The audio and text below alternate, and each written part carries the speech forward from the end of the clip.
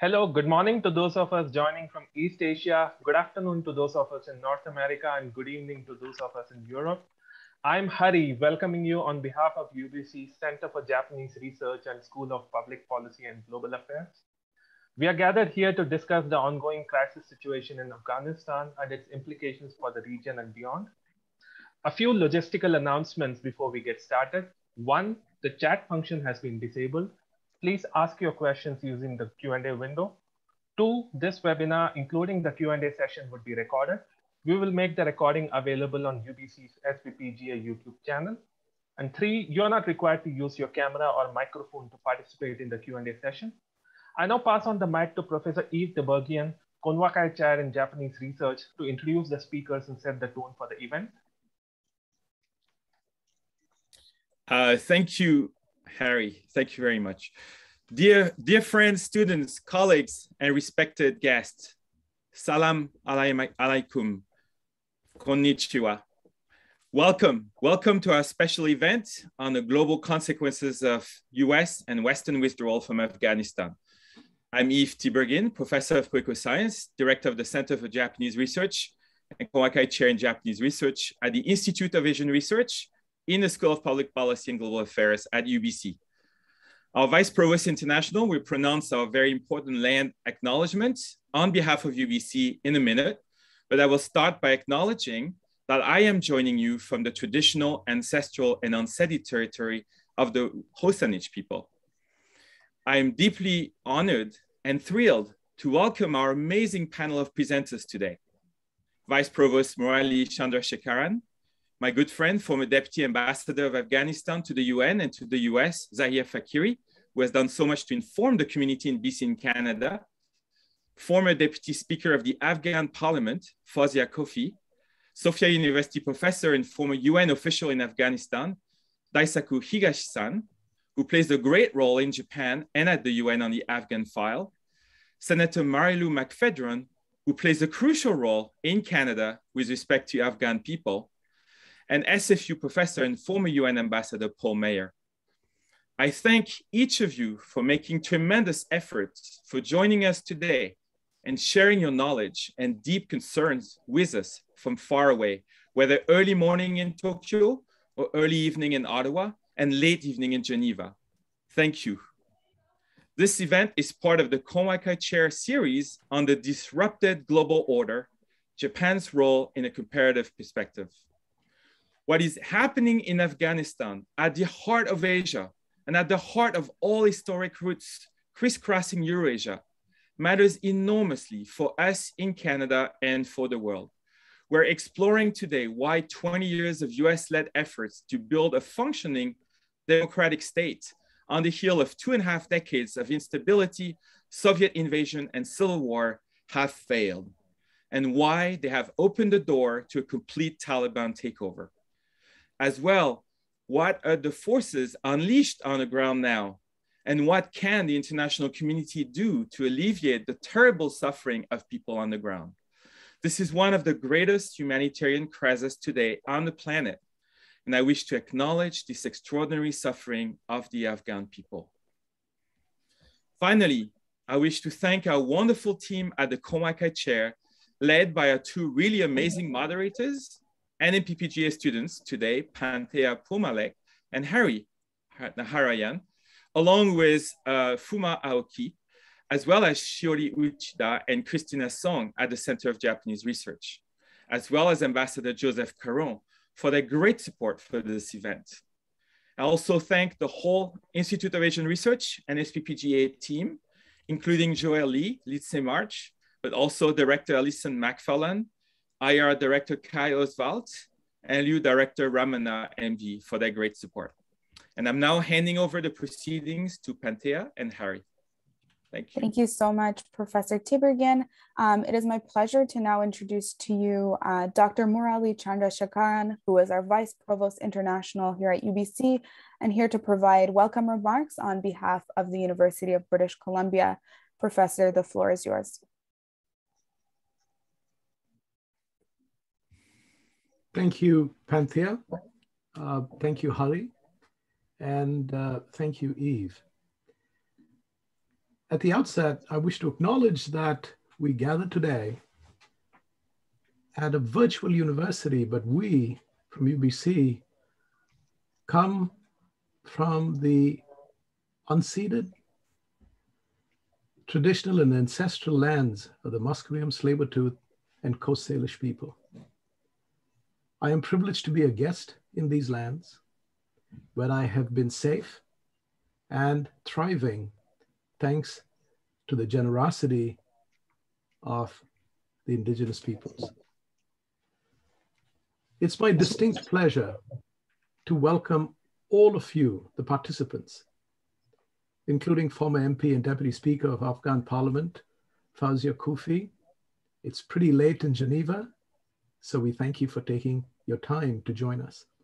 Senator Marilou McPhedran from Ottawa, former UN Deputy Ambassador Zahir Faqiri, former UN Japanese official in Afghanistan and professor at Sophia University in Japan, Daisaku Higashi, and Meyer, former Canadian ambassador to the UN.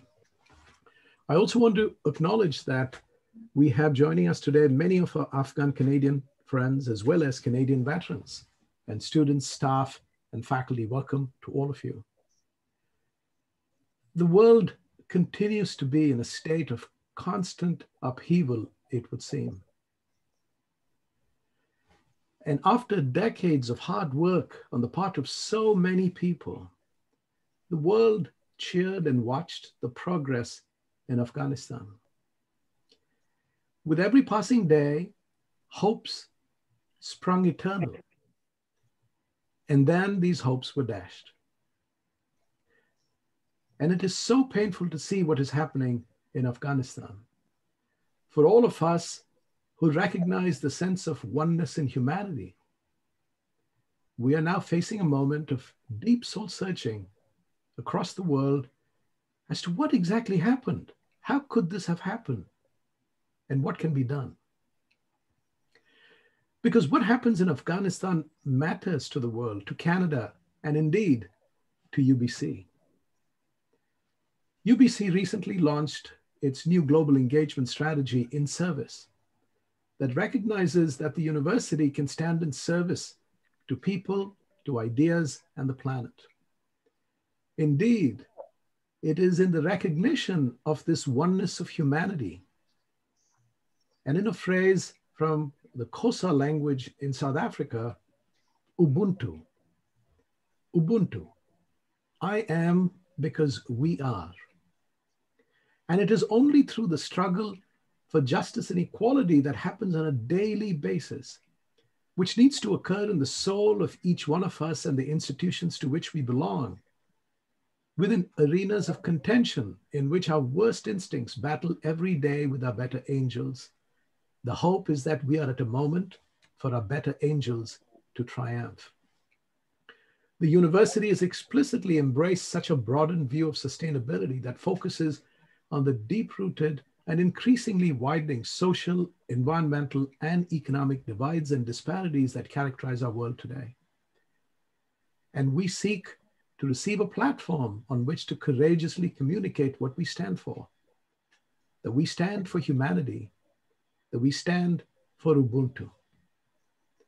I want to take this opportunity to thank Professor Yves Tiberghien for his hard work at coordinating this, and the students at the SPPGA at UBC for giving themselves and their time and their passion to bringing us together, because it is only through such conversations that we can reaffirm what we all stand for, and that we can together take steps forward in unison.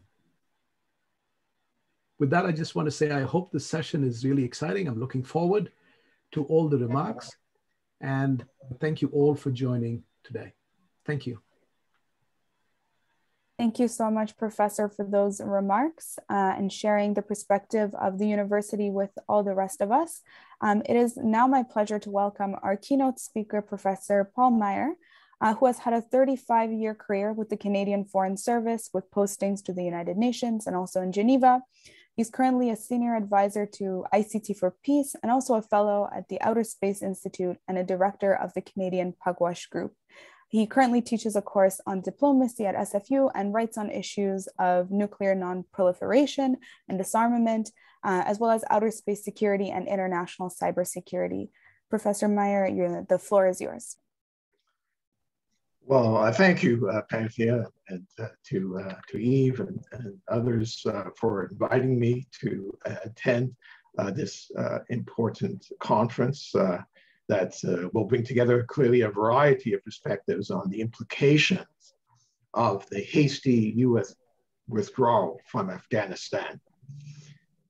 As I understand that at one earlier point in the planning for this conference, former Minister John Manley was originally slated to provide an opening address. And so it was natural for me to turn for inspiration to the report of the special panel that he chaired that considered Canada's future role in Afghanistan. That was the title of the expert panel report. And that report was issued in January of 2008. And frankly, it's somewhat disconcerting reading John Manley's foreword to that report, in the sense that so many of his observations are as valid today as they were 13 years ago. Take, for example, this comment, and I quote, "We find ourselves with our allies in a situation of conflict in a land that is far from us, little known by us, and where our interests do not seem self-evident. We are trying to help a country whose recent history has been one long, unending tragedy, and whose prospects still appear bleak." End of citation. Or this depiction, again, I quote, "Afghanistan is a deeply divided tribal society. It has been racked by decades of war and is one of the poorest countries on earth." End of citation.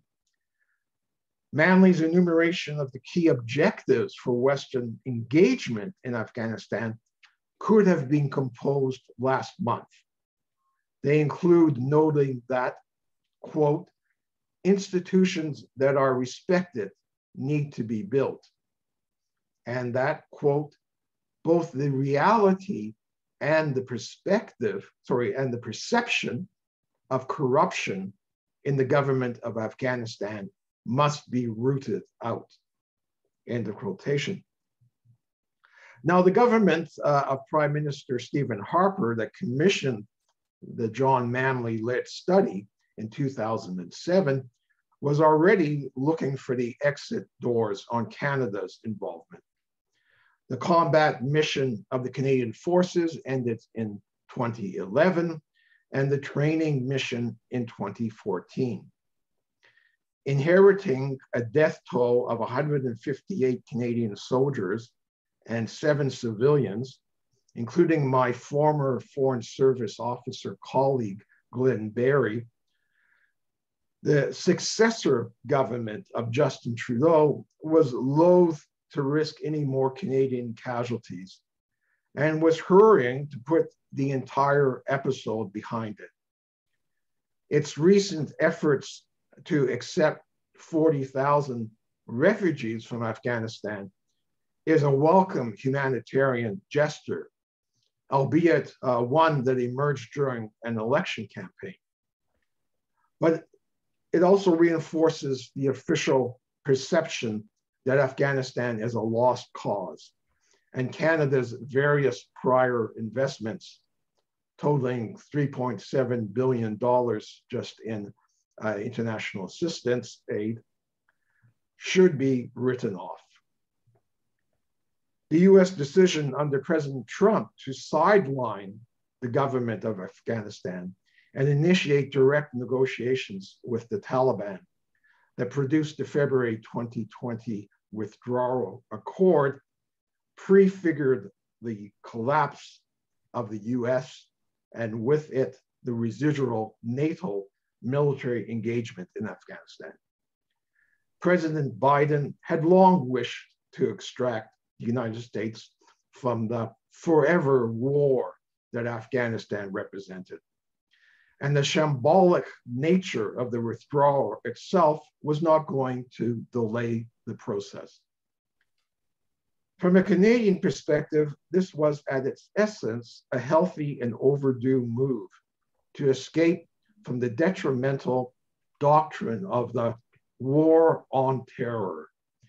This ill-advised post-9/11 framing of the threat had distorted what should have been a sustained effort by intelligence and law enforcement agencies to counter terrorism, but instead it was supplanted by an excessive militarization and a projection of force readily manipulated by politicians to pursue non-terrorist related geopolitical agendas.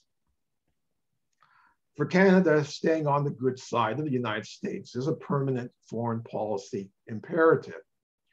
To an extent, the Canadian military engagement in Afghanistan can be seen as a consolation prize offered to Washington for our decision to stay out of the Iraq adventure. Those in charge of Canada's foreign and security policy should be wary, however, of climbing aboard US-led bandwagons without a sober analysis as to whether the exercise is truly in our national interest. The decades-long engagement in training Afghan security forces and others, such as in Iraq, should also prompt re-examination of such missions in general. No amount of sophisticated weaponry or skill-building training will compensate for a lack of motivation on the part of troops. This military-centric approach to external intervention and assistance is not necessarily best suited to deliver sustainable peace and prosperity. A focus on human security, good governance, and a rights-based approach should guide future engagement. The international community will need to differentiate between humanitarian and political goals going forward and work through UN and NGO channels rather than in multinational coalitions to ease the plight of Afghanis. In keeping with the maxim, where you stand depends on where you sit, I look forward to hearing the views of the panelists who will bring their own unique perspectives to bear on the grand question, a very challenging question you have posed for this conference. I thank you for your attention.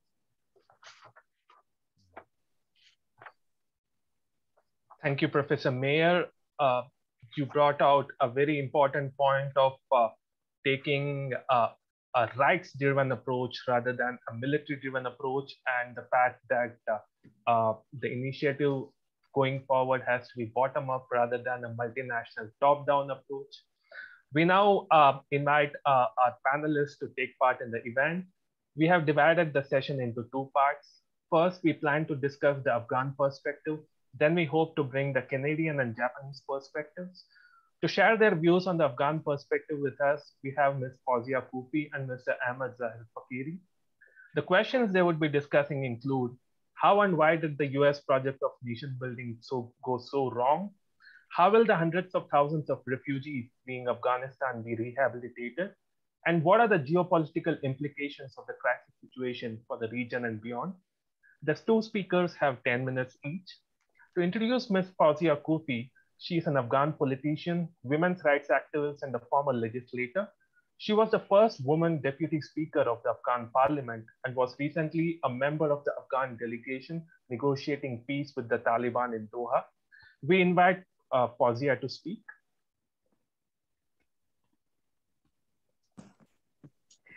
Thank you. Thank you for giving the opportunity. And it's such a pleasure to share this platform with distinguished and honorable members. This idea of nation building, I'll start from there. Listening to what then former President of the United States announced, George W. Bush announced on the 7th of October 2001, when the first US operations happened in Afghanistan. He said the operations were conducted to dismantle Al-Qaeda and to disrupt Taliban military capability.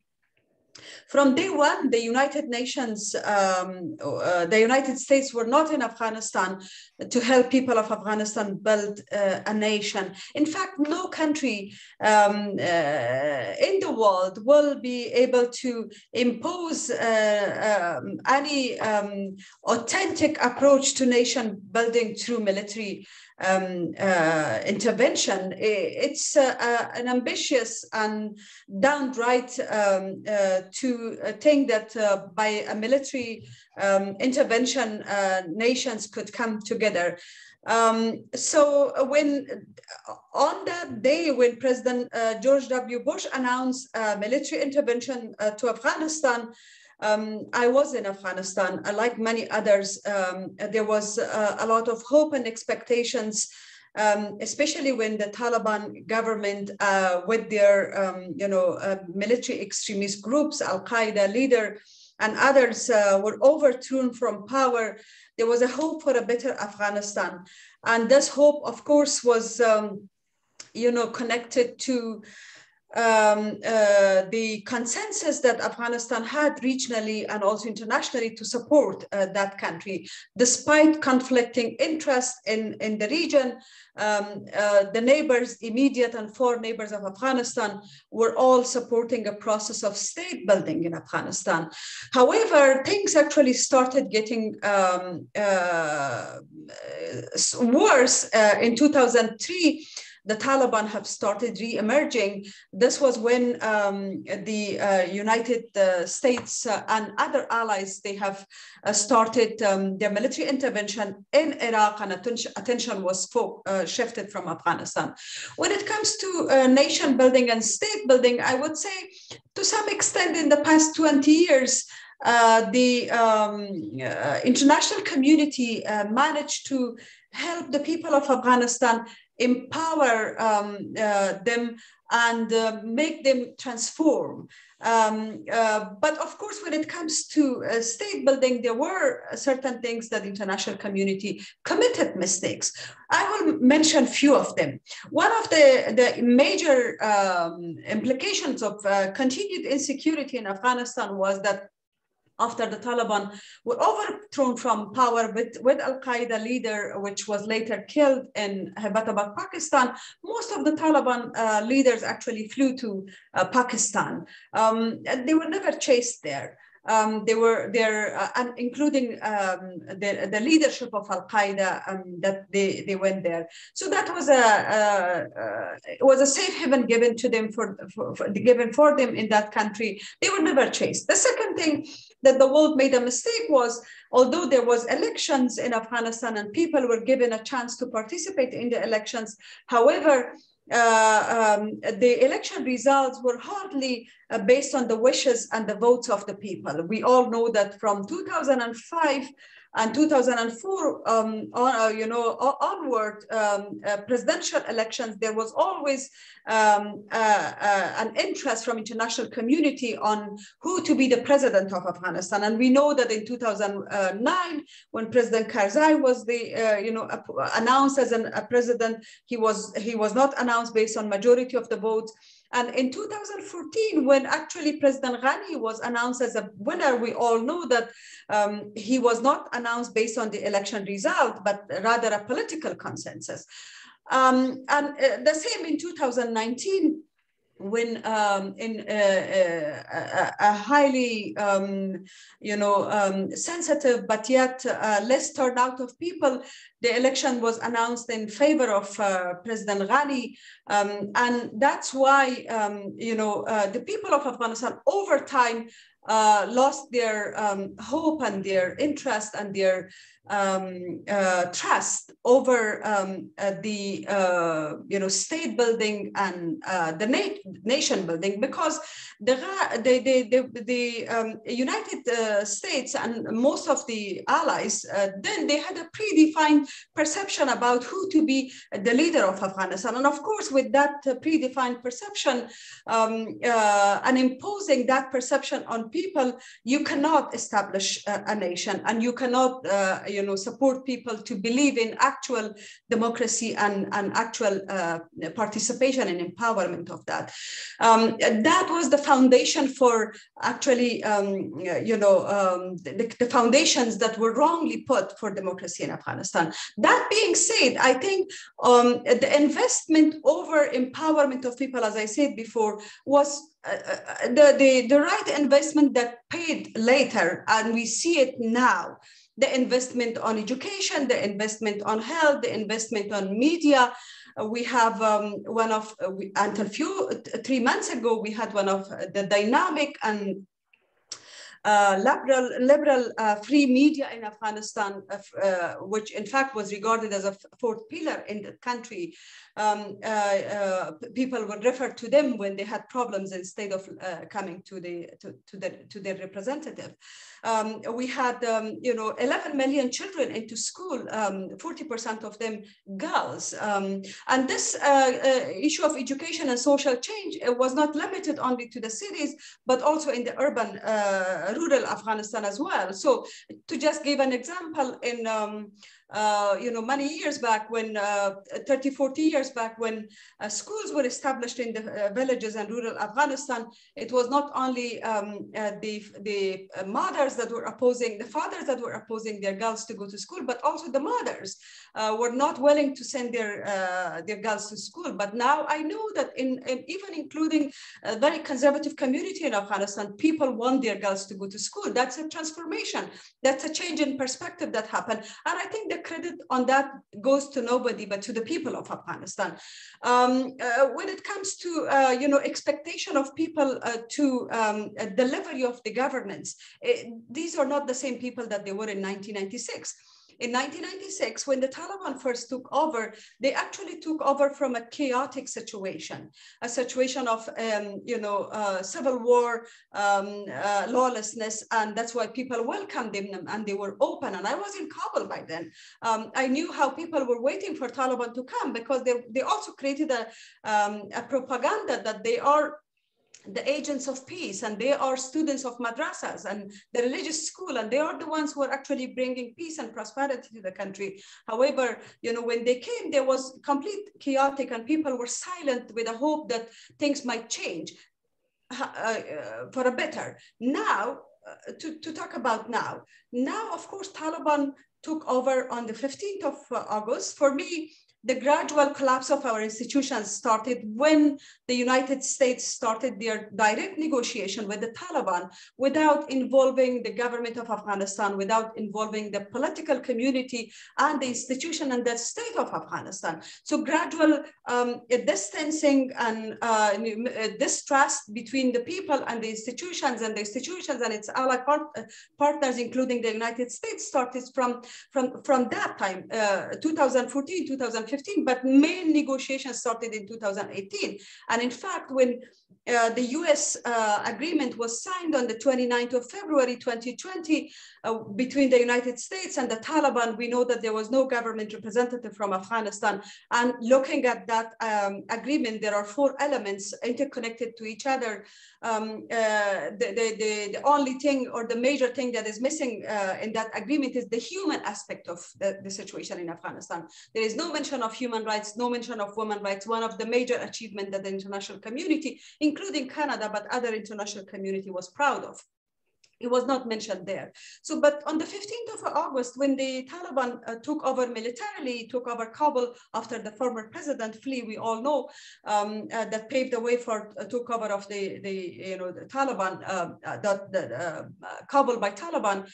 They actually now inherited a completely different Afghanistan, an Afghanistan that its people are used to a different kind of governing. They are used to a different kind of service delivery. They're much more explored to the international community through connectivity, through social media, through media.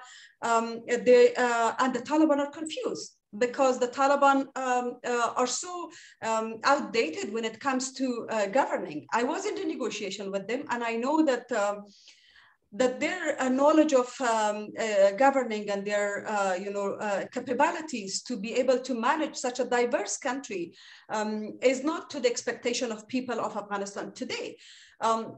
So moving forward, the Taliban actually have enormous challenges ahead of them. First of all, their narrow-minded politics of exclusion is not based on the demand of people in Afghanistan today. We all know that Afghanistan is a very diverse country. Any political group will only survive when they respect the diversity and meaningfully form a political setup or a government that is acceptable by all sides. And Taliban definition of inclusion is basically sharing power among themselves and different groups within Taliban, different networks, and that's why they claim that they are diverse or inclusive.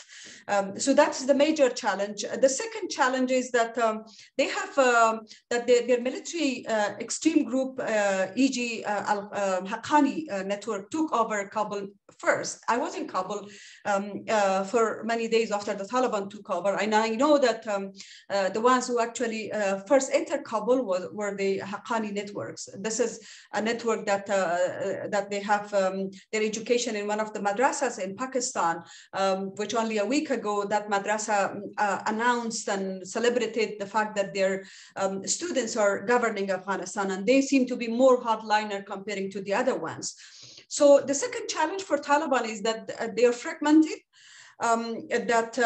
over many social and political issues, they are not united when it comes, the international community hope was Taliban 2.0 will be more moderate, but now we know that they are not either the main decision makers or they are not influencers, and the hardliners are making the decision. And the Taliban are now facing the new generation of empowered Afghans, men and women. And we see that despite all the security challenges, we all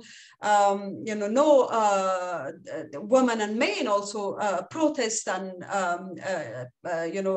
demonstrate disobedience in the streets. So how to manage an empowered nation is a second challenge that Fawzia, Taliban have. We have to cut you short here. We'll come back to you a little later because we have to move on to the next speaker. Thank you very much. I mean, the most perceptive part of your speech was what differentiates Taliban 2.0 from the Taliban that came to power earlier. And as you have said, the Pakistan factor looms very large in both cases, including the influence of the Haqqani network. So we would come back to Fawzia a little later, but right now I would like to introduce Mr. Ahmad Zahir Faqiri, who is a former senior Afghan diplomat. He has served as Minister, Deputy Permanent Representative of Afghanistan to the United Nations and Minister, Deputy Head of the Afghan Embassy in Washington. Mr. Faqiri also served as Senior Fellow Faculty and Research Associate and led the Greater Central Asia Initiative at UBC's Institute of Asian Research. We now request Zahir to share his thoughts. Zahir, you have 10 minutes. I also wish to join. Where we discuss the implications for Canada, Japan, and what these countries can do. I now pass on the mic to Panthea. Thank you so much, Hari, and also to Fawzia and Zahir for those excellent remarks. It is now my pleasure to shift to the second panel of this event, where we're going to have two very strong voices representing Canada and also Japan responding and sharing their thoughts on what has been said so far. Our two speakers are first Senator Marilou McPhedran, who is a Canadian lawyer and human rights advocate. She was named to the Senate of Canada by Prime Minister Justin Trudeau in 2016 to sit as an independent.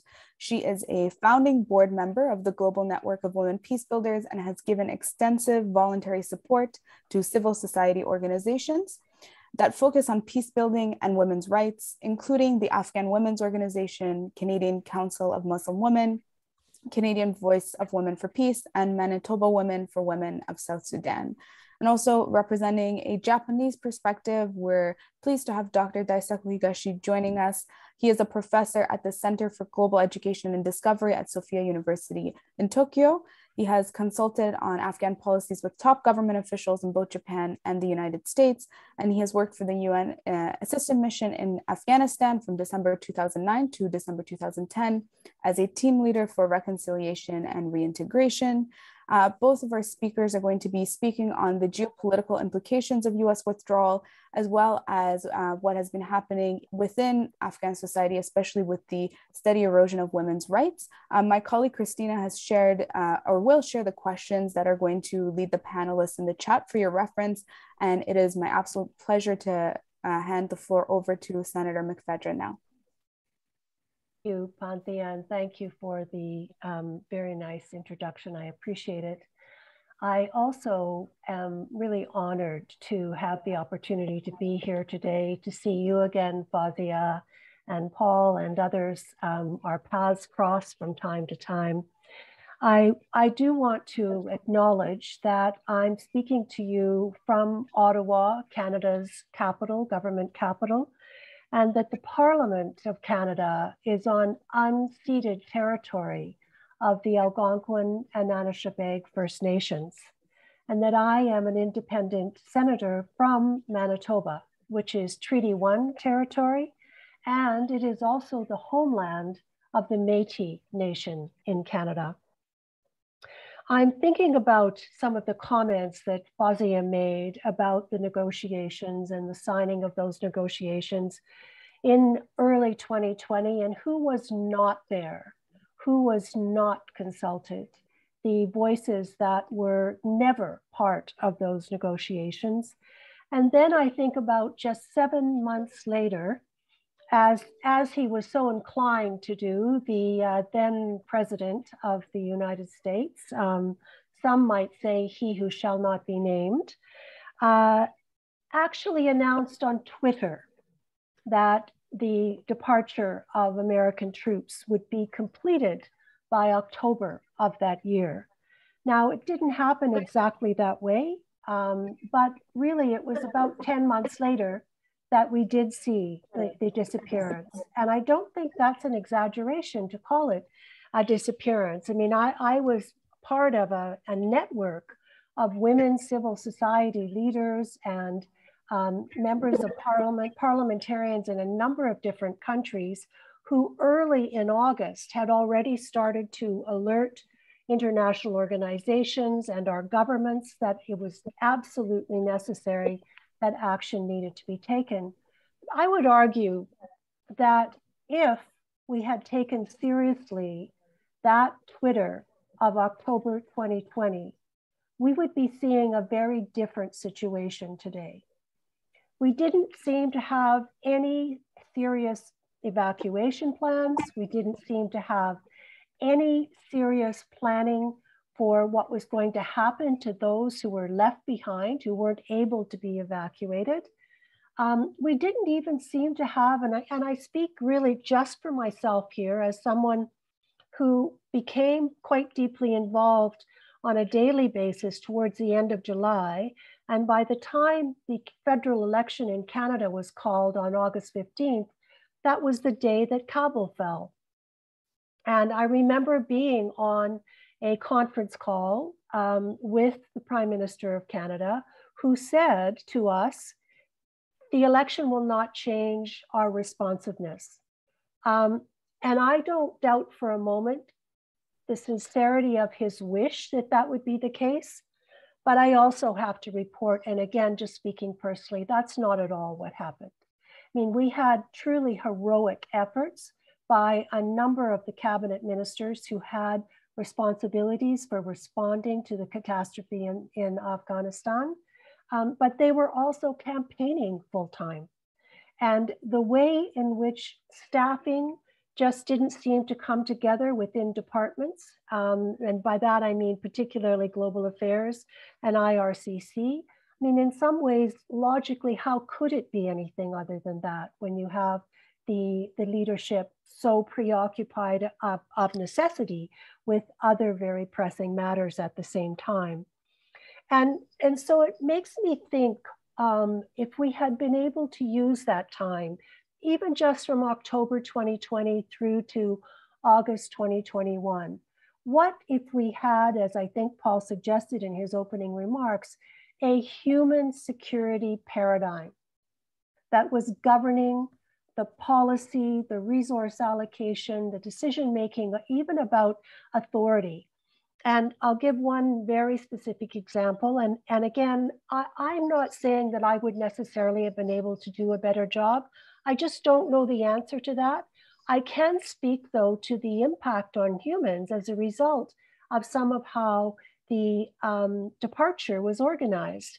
And I would anticipate that anyone here today, and I see we've got about almost 100 people on the meeting with us, any one of us involved in any of the attempts to help people inside Afghanistan probably had similar experiences. And that included the fact that we know that passport holders, Canadian passport holders, for example, were turned away by our soldiers on the line at HKIA at the airport. We know that those who were turned away, who had in their hands documentation that they were told was going to be required, stamped by Canada, were turned away. And we know now that one of the reasons for that was because the authority to turn them away had been delegated down to each individual Canadian soldier holding the line outside the tarmac of the airport. And as a result, we still have Canadians and those who have been told by Canada that they qualify and have documentation that they qualify, they are still trapped inside the country. And as well, we have those who manage to get out and they are in places like Qatar, Albania, Greece, Sri Lanka even, and they're stuck. They're seriously stuck. Now, we have some success stories, but I'm just going to summarize as an overview of some of the efforts, heroic efforts, by members of Canadian civil society and also by some parliamentarians, and also to say that in no way do I want my remarks to be heard as any kind of a demonization of the people who are working day and night inside departments like IRCC. But I think the evidence is really clear to us by now. We don't have enough resources. We need to have staffing up. We need to have much more deployment of responsiveness. And yes, we do have to do security checks. That is an important part of this process. But I just, as this session started, had a WhatsApp message from a woman who worked for years for Canada, funded through our embassy, funded by our government. And now I'm counting, I'm on my 5th time that she has been passed over by Canada, including the flight that just landed in Canada. And I have no explanation for this. I have nothing logical that I can say to her to explain what has happened again and again. And the kind of heartache that I know is widely shared by those who care enough to and are able to be with us today is widespread. The desire to see this done better is widespread. What I think is going to make a difference, because that is one of the key questions that was asked of me, is to speak a little bit about the experience of trying to get women parliamentarians and their families out. and to also share with you that, yes, that has been a principal focus of mine and many other people's work, including Fawzia, who's on the call, and a number of the women parliamentarians from Afghanistan who did manage to get out, who are continuing to do whatever they can to try to help others get out, and some that have reached one country, but very much need now to be brought to Canada for a thorough resettlement process. The fact of the matter is that through organizations like the Interparliamentary Union, most of the evacuations that have occurred have not been done by governments. They have been successfully delivered through a combination of civil society leadership and what has been truly ad hoc appearances, in some cases by people with a lot of money who have decided to just spend their money and make it happen. And so what we're facing in looking at evacuations now is hopefully the return of some of the services that completely disappeared because of safety issues from Afghanistan. And I think what we saw was that when countries kept people on the ground, even though there was undoubtedly risk, and there still is, we could see that there were results. We could see that people were getting out. The other group that I have been working with is FIFA, the Football Association, and through my colleague, Laura Robinson, with a very strong focus on women athletes. And it's very interesting to me how many of my colleagues, when this is initially mentioned, look puzzled and say, what risk would women athletes be at? But of course, they're at the highest risk. They're at extreme risk. And there have been reported deaths, killings of young women athletes by Taliban since the fall of Kabul. Getting these young women and as much as possible their families out has had tremendous challenges. And it saddens me to admit that in talking to colleagues in countries where there have been women athletes from Afghanistan successfully brought to those countries, and we have had some brought to Canada, some of them through the work that Laura and others have been doing. But, you know, we're the only country, Canada's the only country that stood up to and said to the world, we'll take 20,000. And then a few weeks later, in the middle of the election, stood up again and said, we'll take 20,000 more. No other country has made that commitment. And so to some extent, we shouldn't be surprised when advocates around the world say, well, is Canada keeping its promise? Or are we talking about the difference between words and actions? And personally, I think we're somewhere in between. I was recently told by a high-ranking official that one of the reasons for the much slower process than I think we all believe needs to happen than what is actually happening is partly because that second 20,000, that promise of a second 20,000 has actually yet to be approved by the cabinet of government. Now, that was completely new information to me last week. I thought a promise was a promise. And so in wrapping up, I really want to bring this down to one practical reality. Until Canada starts issuing visas and having a much deeper cooperation and more rapid response, then we will continue to see a very significant gap between words and action. Thank you very much. Merci, miigwech. Thank you so much, Senator, for those very insightful words and also for the very practical points of action that you've included, which are often very much missing from these kinds of dialogues on the crisis in Afghanistan. We'll now turn over to Professor Higashi, who is going to be giving us some thoughts from the Japanese perspective. Professor, the floor is yours. Yeah, thank you. Yeah, thank you very much. And thank you very much for inviting me to this important event. My name is Daisaku Higashi, professor at Sophia University in Tokyo. I got a both master and PhD degree in the political science at the University of British Columbia. So I always appreciate great support by my supervisors, advisor, including the Dr. Yves Tiberghien. I'd like to make just 3 points. My engagement with Afghan peace building, my analysis on the current situations, and the recommendation suggestions. I first conducted my field research in 2008 in Kabul, Kandahar, Wardak, and Capisars, when I was a PhD candidate at the University of British Columbia. And I conducted about 70 individual interviews, like 4 ministers of the government, previous government, or the either civilian, representatives. I also collected 260 opinion surveys in Kandahar, in Wardak, in Capisars. Because it's so dangerous, even in 2009, I cannot go to the village. So I needed to ask a villager to come to the central part of the province and collected 260 opinion survey in totals in their language.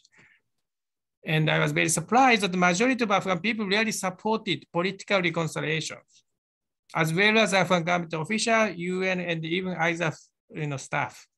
And the result of the opinion survey showed that 98% of the respondents, passed in Kandahar, and also 98% of respondents in Wardak, and even 70% of respondents Tajik in Capisa supported the coalition government, even between the President Karzai and the Taliban at that time in the 2008.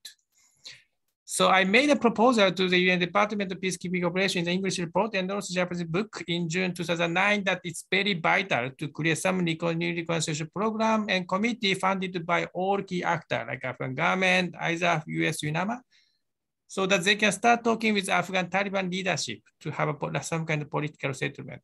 And I had a chance to talk with Japanese Foreign Minister, Vice Minister of Foreign Affairs, and the Liberal Democratic Party. So they decided to put the $50 million as a seed money to start, to create the reconciliation trust fund in Afghanistan. I also got the offer from UNAMA because UNAMA supported my academic research.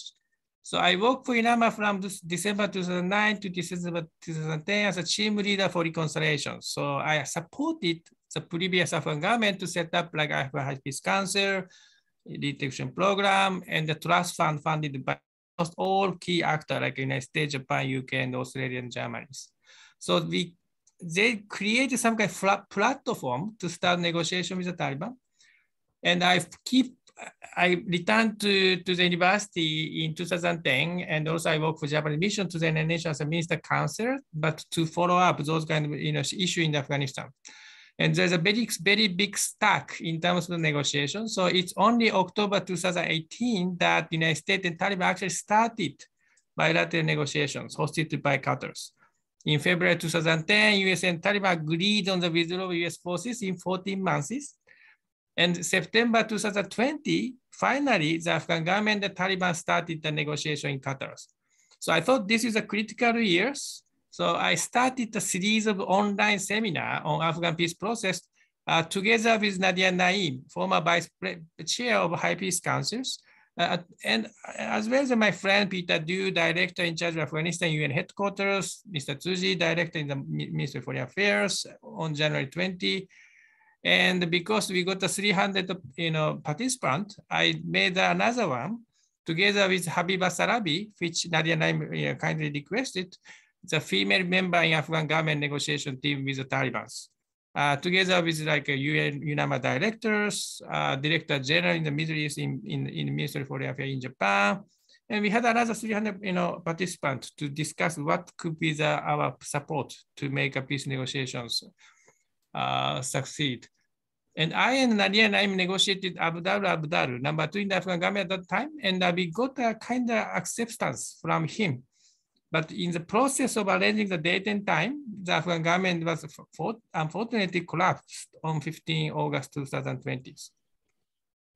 And my analysis about current situation is that security situation has been drastically improved in reducing normal crimes and the military clashes, according to this Narayan, who keeps staying the cover even now, United Nations and other reports, including New York Times articles.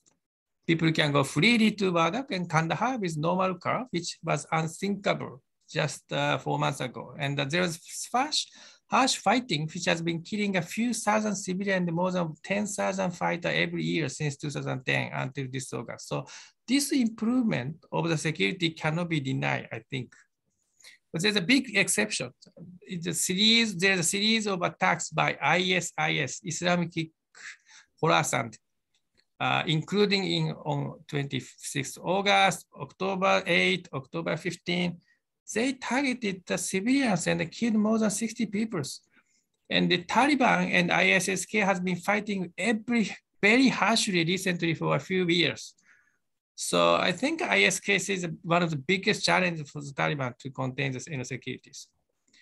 There's another big issue, economic suffering. US froze in the financial asset of the Afghan Central Bank for 19 billion US dollars because of the Taliban took over the powers. So the public servants cannot obtain any salaries and shop cannot obtain the finance for the business. So entire banking system is almost frozen right now. And IMF and World Bank also suspended assistance. There's a very severe drought this year.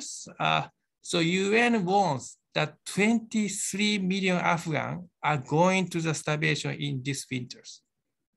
23 million people in just 4 months. So I keep asserting the need to save the life of Afghan people living in Afghanistan, including on the Sunday debate in NHK, Japanese public TV company with foreign ministers of Japan, and also like Asahi newspapers, Yomiuri newspaper, major newspaper in Japan. But unfortunately, when David Beasley, top of the FBA, visited Kabul on 8 November, he said, now we are looking at 23 million people marching toward the starvation. And he said a few million people could die of malnutrition in 6 months because of the man-made policy. Man-made means economic sanction by the United States. And the BBC reported shocking reports on the Afghan baby. And I hope you have a chance to look at this one for 1 minute. I was supposed to broadcast, but some people, it might become traumatic, but I hope you have a chance to look at it. I argue that there are 3 contradictions of this financial sanction. US froze in the banking system of Afghanistan to pressure the Taliban to respect human rights and counterterrorism. But the blanket financial sanction can result in the death of millions of vulnerable and innocent Afghan people. And the overwhelming of them are actually women and children, the exact people that sanction is aimed to protect. And there are many, even US media started to claiming these contradictions. In October 29, New York Times Online published is a United States driving Afghanistan toward famine. MSNBC also wrote the article, Afghanistan hunger crisis, the problem the US can fix. November 27, New York Times even published a front page article that Afghan economy nears collapse as pressure builds to ease US sanctions. And also, of course, I'm a political scientist. So I understand that there might be some people who still believe it's better to maintain the economic sanctions because it might collapse the Afghan de facto regimes, even if it might kill several million people. But the reality in Afghanistan is that if the Taliban is collapsed by the sanction now, Afghanistan will enter another civil war, and it will be ISIS-K, which will gain more territories and powers. This is a worst case scenario for Afghan people living inside the United States and the world for even counterterrorism.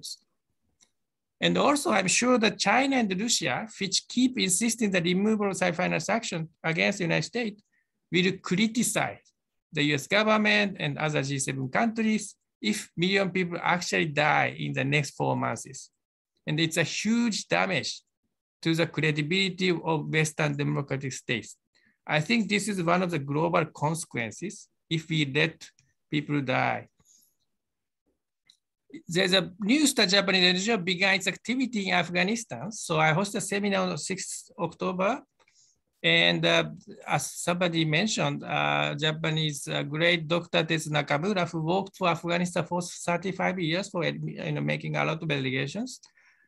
And because there's a huge drought, which make people suffer in the last 20 years. But Dr. Nakamura used local technique and labor-intensive thought to create canals for the irrigation, together with many Afghan farmers, like 600 farmers. And he created those kind of canals from canal rivers in the last 20 years under the previous government.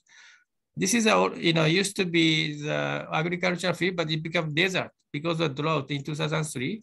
After 10 years, he made it this agricultural field by the irrigations. This was another in 2009, and 5 years later, it became like this. So many villages got the revival because of the irrigation, and now they have they revived 16,500 hectares, and 650 Afghan farmers depend on those kind of farms which are revived by these irrigation systems. And after having a series of negotiation and discussion with the Taliban was also very happy about this project. So they formally resumed the irrigation project October 7, 2021. But the problem for them is that they cannot send the money to their staff in Afghanistan because of this economic sanction. People or Japanese NGO cannot send the money to inside Afghanistan, even to pay for the salary for the staff. So this is one of the biggest challenge for them to resume the activities. There's also Canadian lady, Mr. Deborah Leon, SRG of Afghanistan, and she's I think a great SRG. And she made a briefing on Security Council on September 19, November, and he said that Taliban continue to provide the security UN presence and allow humanitarian assistance. This is a direct quote. Of course, he also criticized the Taliban for general curtailment of women's rights, so she's very balanced.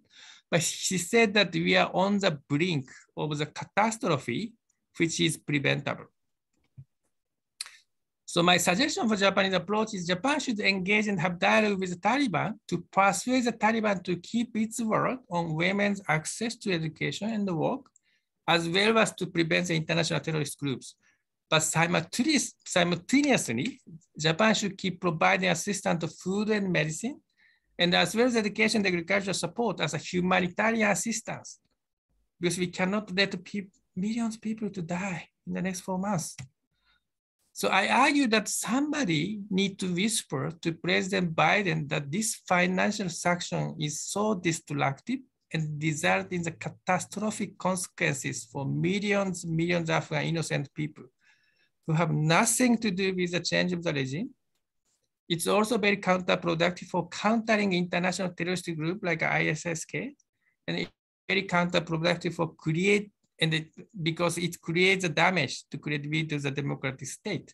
So I think it's so urgent to ease the financial sanctions, which is totally different from recognizing the Taliban as a government.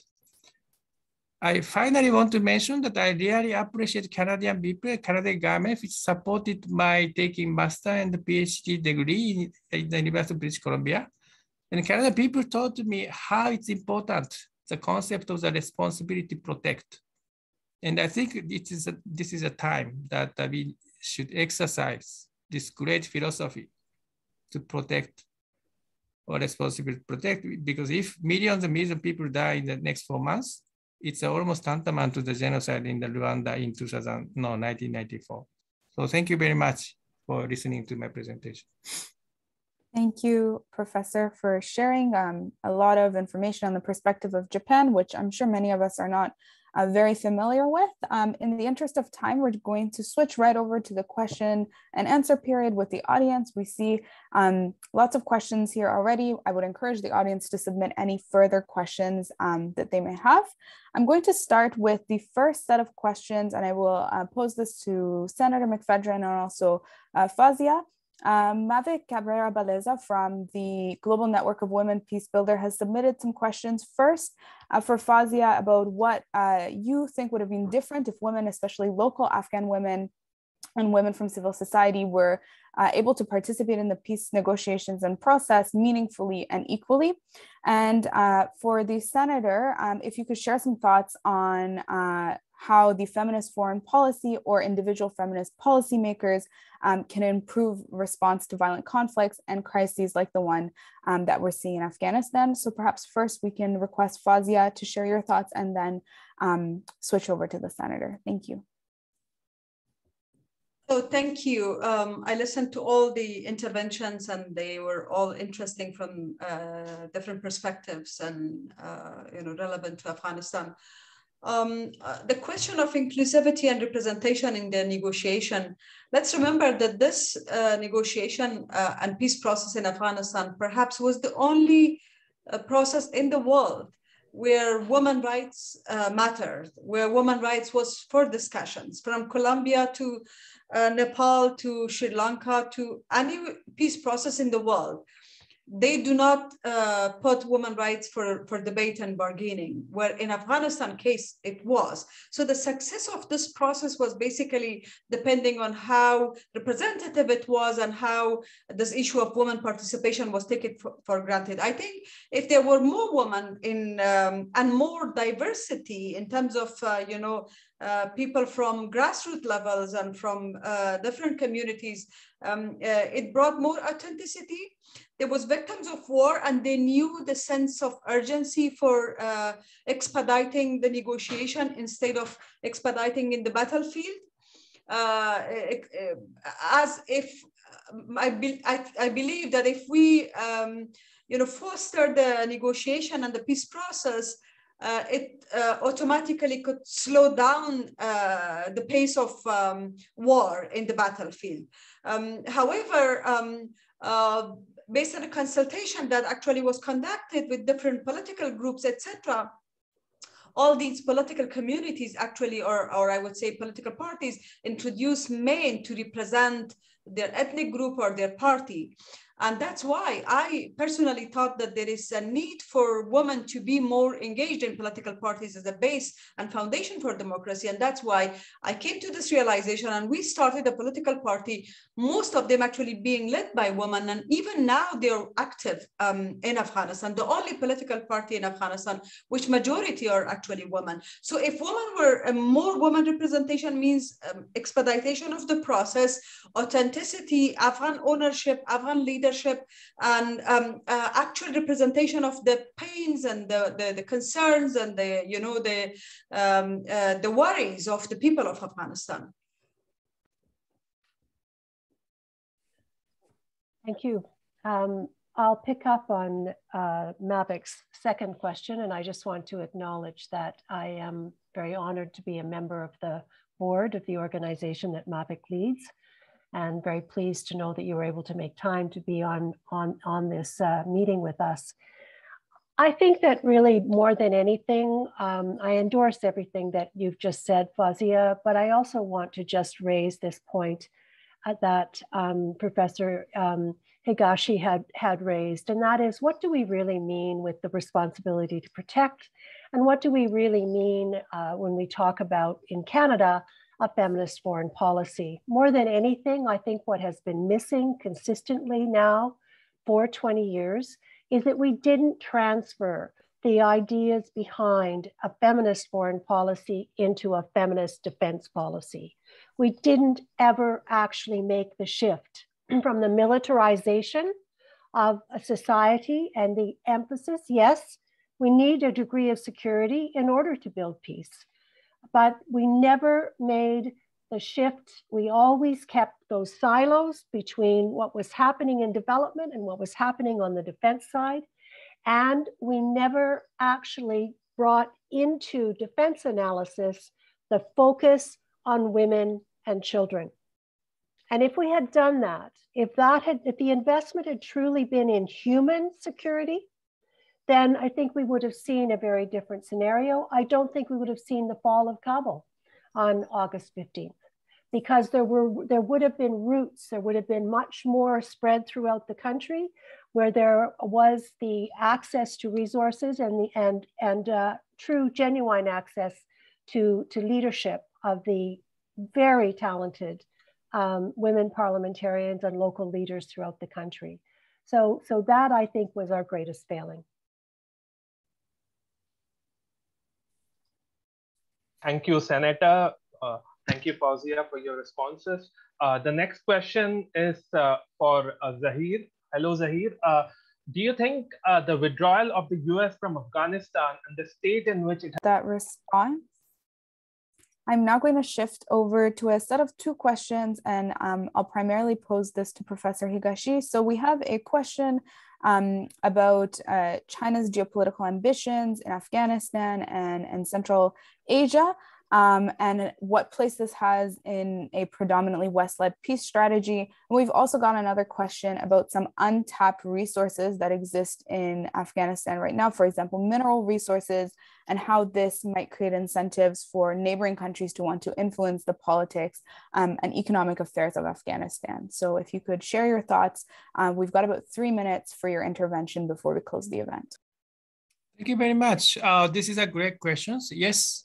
Afghanistan has a reserve of natural resources, maybe which could be worth of $1 trillion US, $1 trillion US, like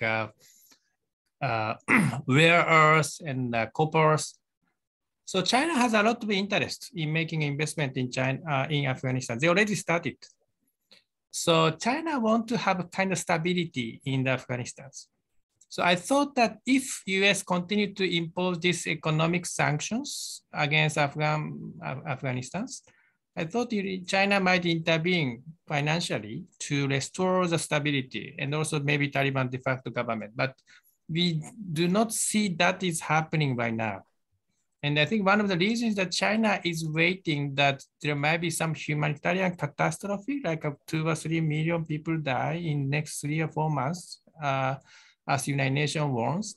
And if it happens, it will become a great reason why China and Russia will criticize Western countries by saying that, no, your economic sanction actually result in the millions and millions of deaths who have nothing to do with the change of the regime. So I think this is a kind of a strategy by China right now to wait and see what will happen.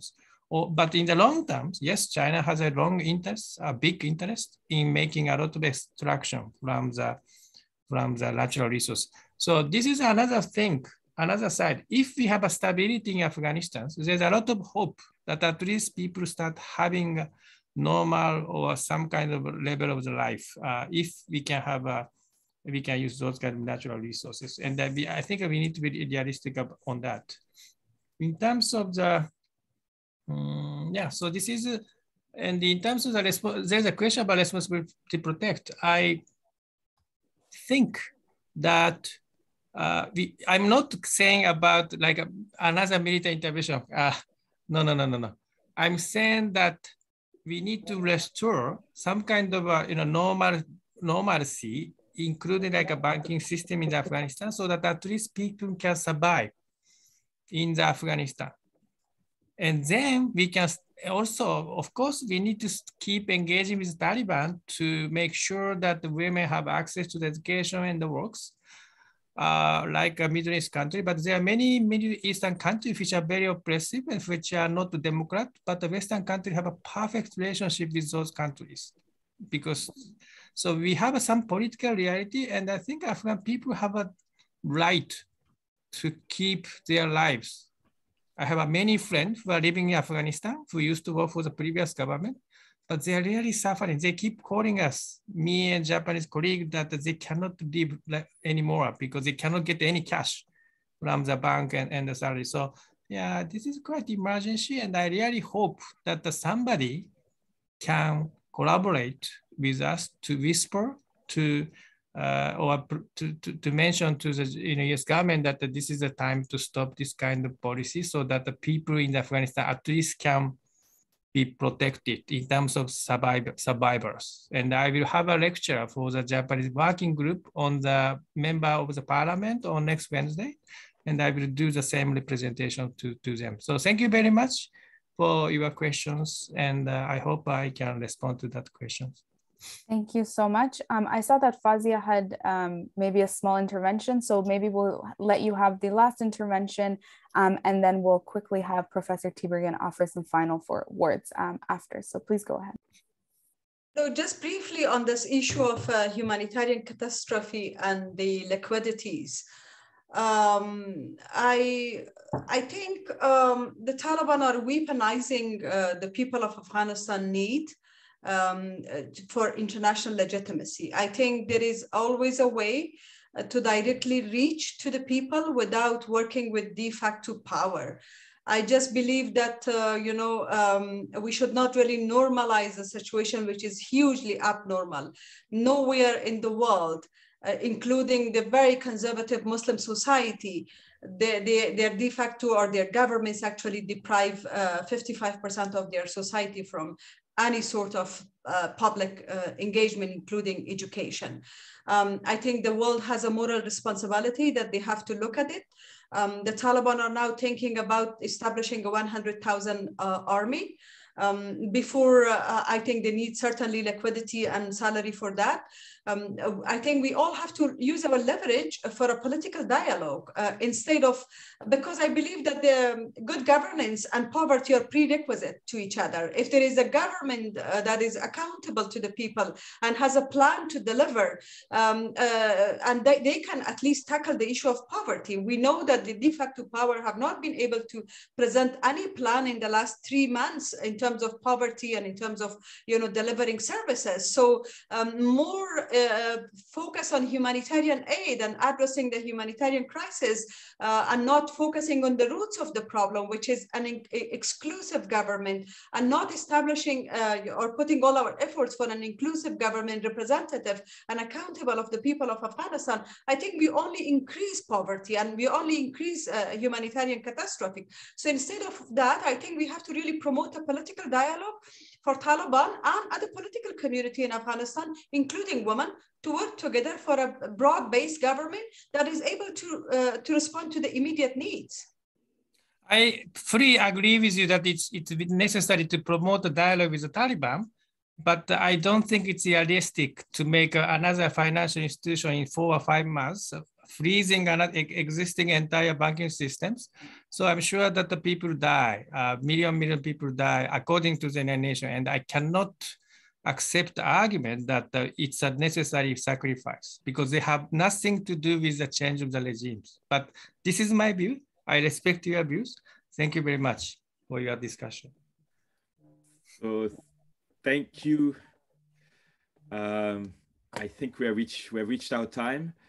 I really want to thank all the speakers for bringing very, very painful, difficult topics on the table.